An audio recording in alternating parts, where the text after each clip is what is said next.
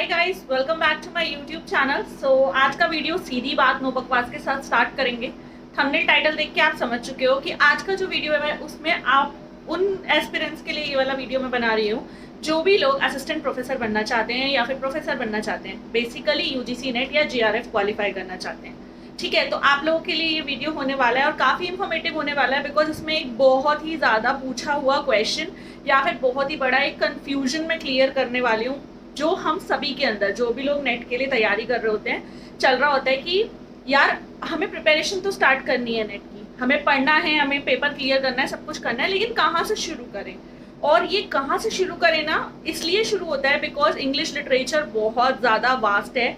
बहुत सारे उसके अंदर राइटर्स हैं, पोएट्स हैं, वर्क्स बहुत सारे हैं, मेजर माइनर कैरेक्टर्स बहुत सारे हैं, ब्ला ब्ला। हम लोगों को पता है कि किस तरीके से जो ग्रेजुएशन है और मास्टर्स है उसमें हमने इतने सारे जो भी राइटर्स हैं या पोएट्स हैं और वर्क्स हैं वो सब कवर किए होते हैं। तो यूजीसी नेट की जब हम तैयारी करते हैं ना, तो उस टाइम पे हमारे पास कोई एक ना प्रिस्क्राइब्ड सिलेबस नहीं है, टू बी ऑनेस्ट, जिसमें हम ये कह सके कि हाँ भाई ये पर्टिकुलर राइटर्स पढ़ के चले जाओ पेपर क्लियर हो जाएगा, या ये पर्टिकुलर चीज़ें, ये पर्टिकुलर वर्क्स पढ़ के चले जाओ पेपर क्लियर हो जाएगा। ऐसा नहीं होता है, जो कि बाकी एग्जाम्स में बच्चों को थोड़ा सा बेनिफिट मिल जाता है कि हाँ भाई उनके एग्जाम का जो सिलेबस है वो काफ़ी क्लैरिफाइड है, काफ़ी क्लैरिटी से बनाया गया है। बट नेट का जो सिलेबस है ना, उसमें पूरा लिटरेचर आपको थमा दिया जाता है इन शॉर्ट कि ये सब आपको पढ़ना है। अब ऐसे सिनेरियो में हम लोग क्या करते हैं, कोचिंग सेंटर्स की तरफ भागते हैं, क्योंकि हमें लगता है कि जो कोचिंग सेंटर्स है ना उनके पास लाइक एक प्रिस्क्राइब्ड नॉलेज रहती है, इतने सालों से वो इतने स्टूडेंट्स को कोचिंग दिला रहे होते हैं।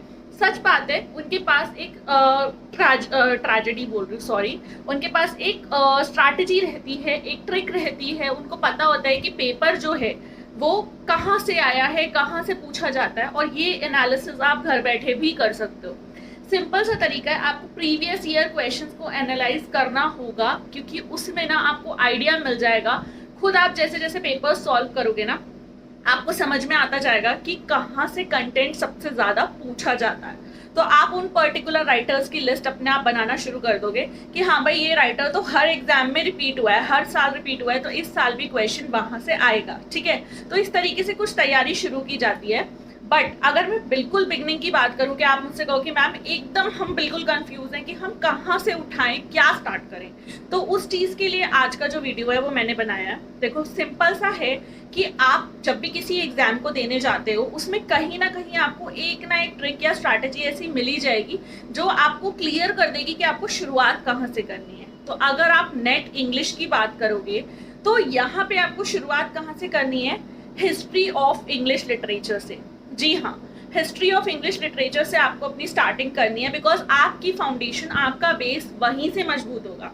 आपको एक ब्रीफ आइडिया मिल जाएगा पूरे सिनेरियो का, सब राइटर्स का, सबके एरा का, उस तरीके का सोसाइटी, उस टाइम पे सोसाइटी कैसी थी, एक ब्रीफ आइडिया जब आपको लग जाएगा ना, तो जब आप आगे जाकर उन पर्टिकुलर राइटर्स के वर्क्स पढ़ोगे, ठीक है, तब आपको इजी रहेगा कि क्योंकि आपको पता होगा कि ये पर्टिकुलर राइटर इस पर्टिकुलर एरा को बिलोंग करता है, तो ऑब्वियसली सोशल सिचुएशन इस तरीके की थी, इसी वजह से इस वर्क में इस तरीके की पर्टिकुलर थीम ज़्यादा दिखाई गई है।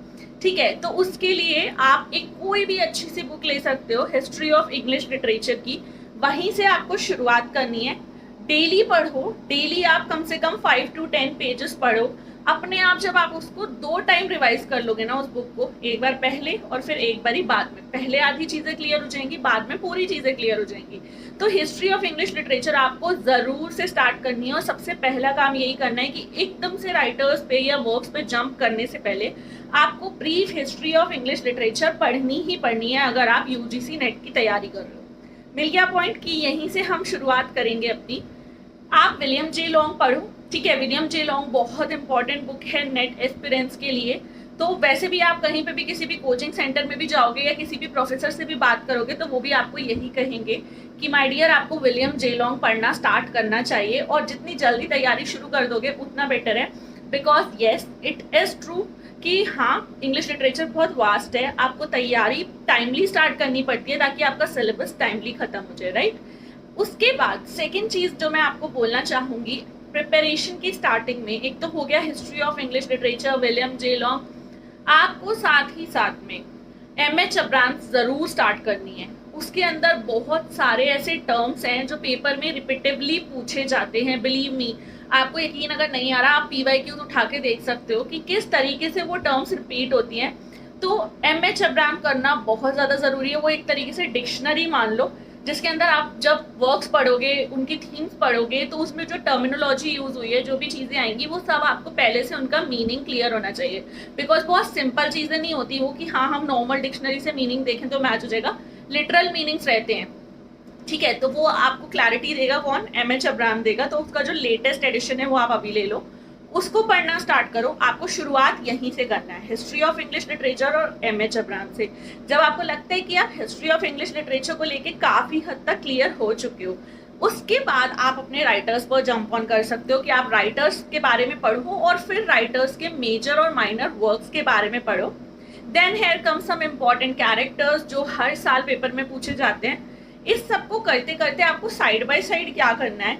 आपको लग रहा होगा बहुत ज़्यादा टाइम कंज्यूमिंग है मैम, एक साथ आप बोले जा रहे हो ये भी करो ये भी करो, ऐसा नहीं है। जब आप करोगे ना डेली डेली, तो आपको खुद आप अपने टास्क जो है ना उनको अच्छे से डिफाइन कर पाओगे कि भाई मुझे आज एक दिन में इतना इतना ये सब करना है। तो आपका जो एक रेगुलर स्केड्यूल बन जाएगा ना, वो बहुत ही नॉर्मल बन जाएगा, ठीक है। उसके बाद बारी आती है PYQs की। मैं बात कर रही थी कि बुक ले लो PYQs की, प्रीवियस ईयर क्वेश्चंस की। ज़रूर से आपको वो सॉल्व वाली बुक लेनी है और उसके बाद उनको आपको अच्छे से करके जाना है।